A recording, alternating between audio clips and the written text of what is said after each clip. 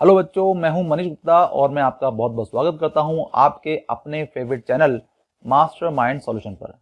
बच्चों, आज से मैं आपके लिए स्टार्ट कर रहा हूं क्लास 12 के मैथमेटिक्स का एक चैप्टर और चैप्टर का नाम है डिफरेंशिएशन। डिफरेंशिएशन चैप्टर आपने क्लास 11th में भी पढ़ा है, लेकिन वहां पर हमने बहुत कम पढ़ा है। अगर आपको क्लास 11 के डिफरेंशिएशन का चैप्टर समझ में आ गया था फिर तो ये बहुत अच्छी बात है, लेकिन अगर आपको क्लास 11 के डिफरेंशिएशन का चैप्टर समझ में नहीं आया था तो आपको घबराने की बिल्कुल भी जरूरत नहीं है, क्योंकि मैं आपको फ्रॉम द बिगिनिंग पढ़ाऊंगा। ये मेरा आज इस चैप्टर पर पहला लेक्चर है और आज मैं आपको बहुत ज़्यादा नहीं पढ़ाऊंगा। आज मैं इस चैप्टर के केवल आपको फॉर्मूलाज लिखवा रहा हूँ। मुझे पूरी उम्मीद है कि आप अगले लेक्चर से पहले इन सभी फॉर्मूलाज को याद कर लेंगे।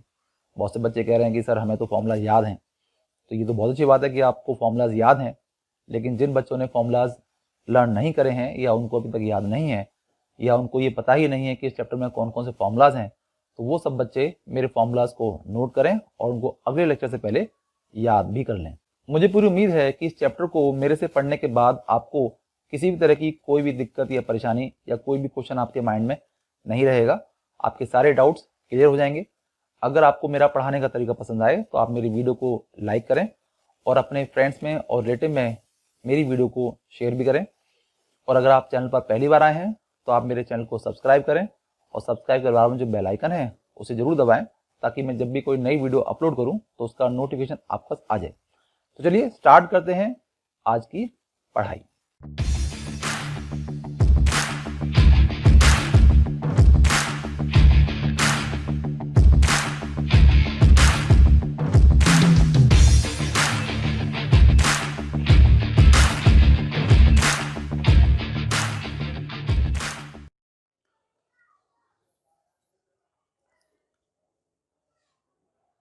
चलिए तो स्टार्ट करते हैं आज एक चैप्टर जिसका नाम है डिफरेंशिएशन।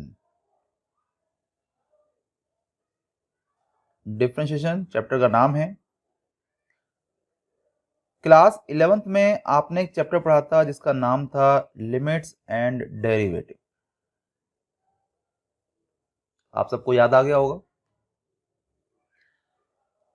मैं एक काम करता हूं, मैं थोड़ा सा आपको रिवाइज कराता हूं उस चैप्टर को, क्योंकि क्लास 12 के अंदर जो चैप्टर है वो प्रोडक्ट रूल के बाद का है। बहुत से बच्चे क्लास 11th में इस चैप्टर को करने के बाद भूल जाते हैं, तो ये मेरी ड्यूटी बनती है कि मैं आपको बिल्कुल स्टार्टिंग से पढ़ाऊं कि डिफरेंशिएशन क्या होता है। इसके लिए हम सबसे पहले बात करेंगे वैल्यूज की। तो वैल्यूज हमारी दो टाइप की होती हैं।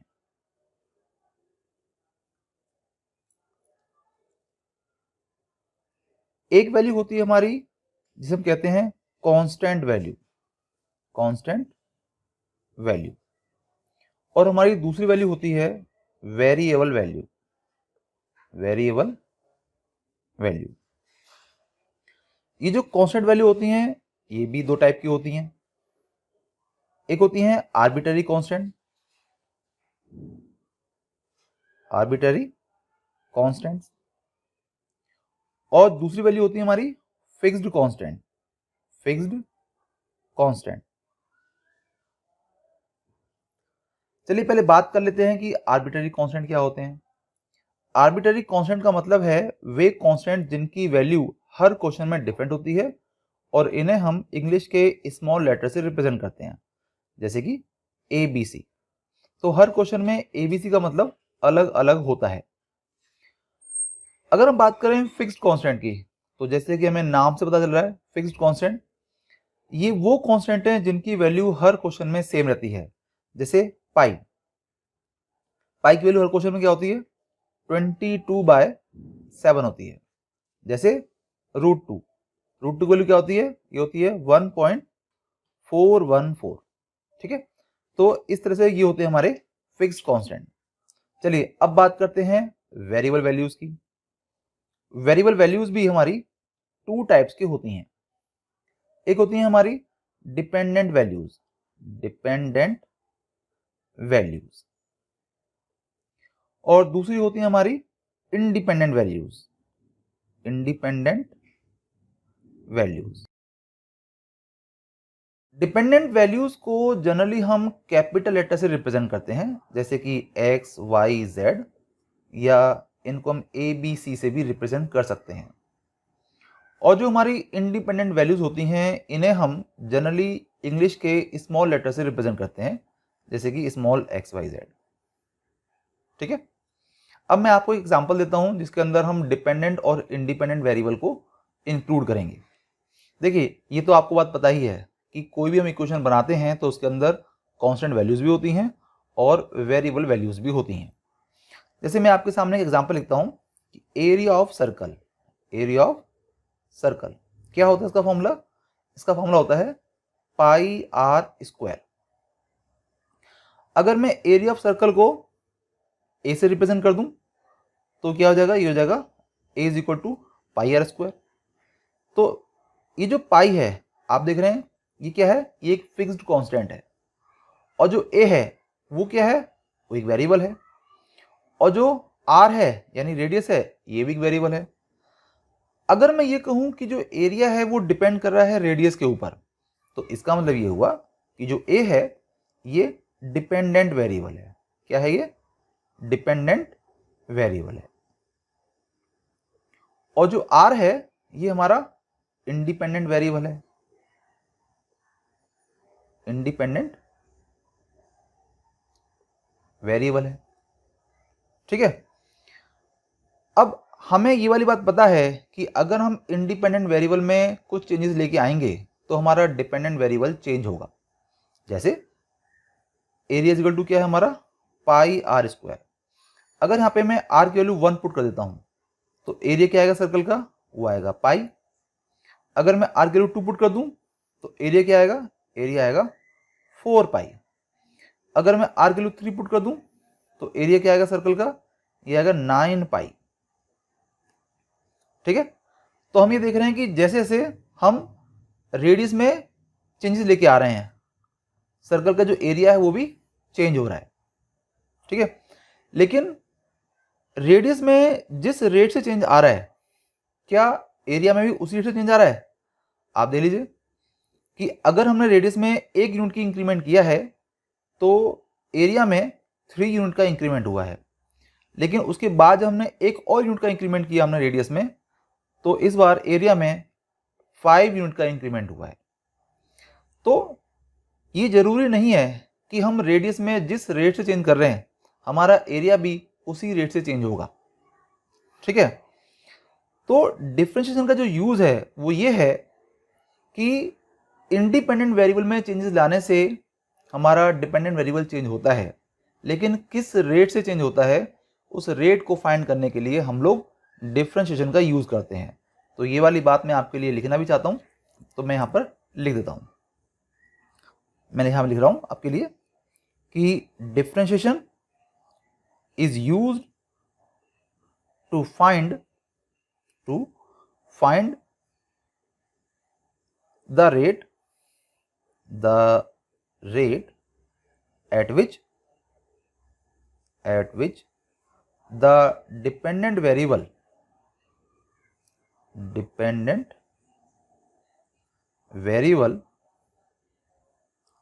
is changing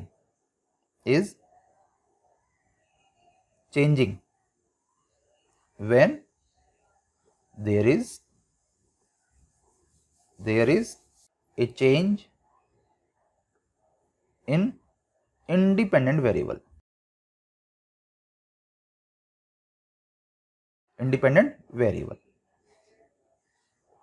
ठीक है, अच्छा आपने डिफरेंशिएशन के कुछ फॉर्मूलाज भी याद करे होंगे क्लास 11 के अंदर। बच्चे कह रहे हैं कि सर हम तो वो फॉर्मूला भूल गए हैं, तो कोई बात नहीं, तो मैं एक काम करता हूं, मैं आपको यहां पर डिफरेंशिएशन के पहले फॉर्मूलाज लिखवा देता हूं। तो आप सब मेरे साथ लिखिए फॉर्मूलाज।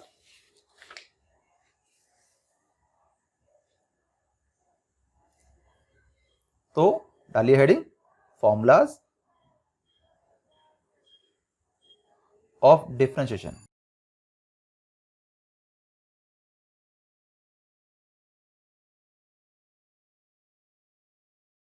तो टोटल मिला के 22 फॉर्मूलाज हैं डिफरेंशिएशन में जो यूज होते हैं। मैं इनको आपको लिखवा देता हूं, आप लिखिए मेरे साथ।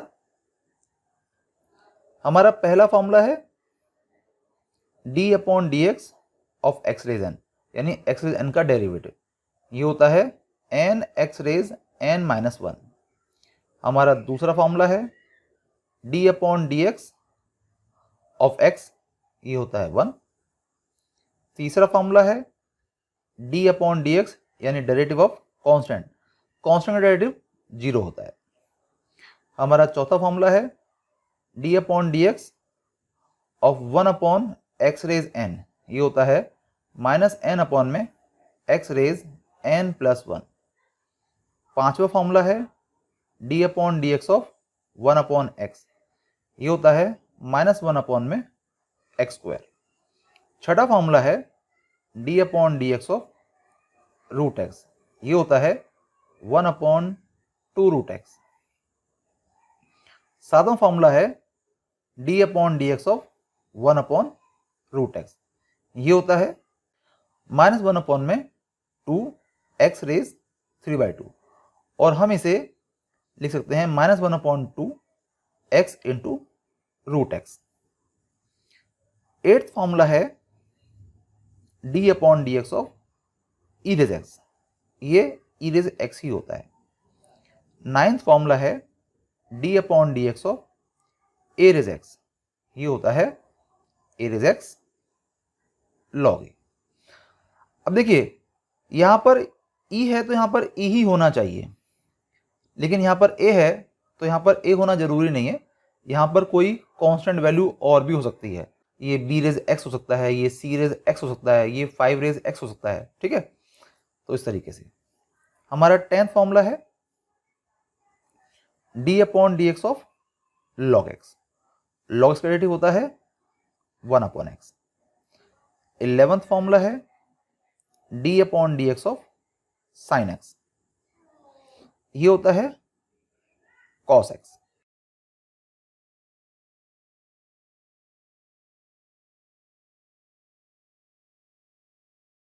ट्वेल्थ फॉर्मूला है D upon D x of cos x, ये होता है माइनस साइन एक्स।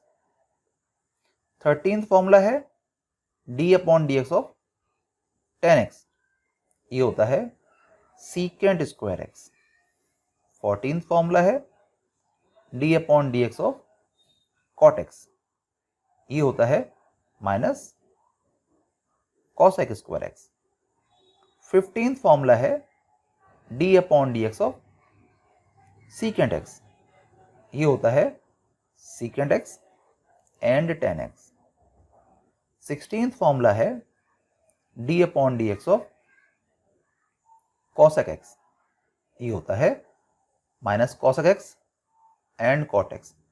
मुझे पता है कि बच्चे बोर हो रहे होंगे, है ना, बोर हो रहे हो ना आप लोग, लेकिन बच्चों ये फॉर्मूले आपको याद करने बहुत जरूरी हैं।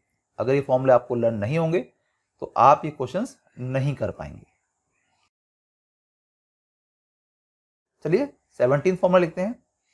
17th फॉर्मूला है हमारा d upon D x of sine inverse x, ये होता है वन अपॉन रूट के अंदर वन माइनस एक्स स्क्वायर।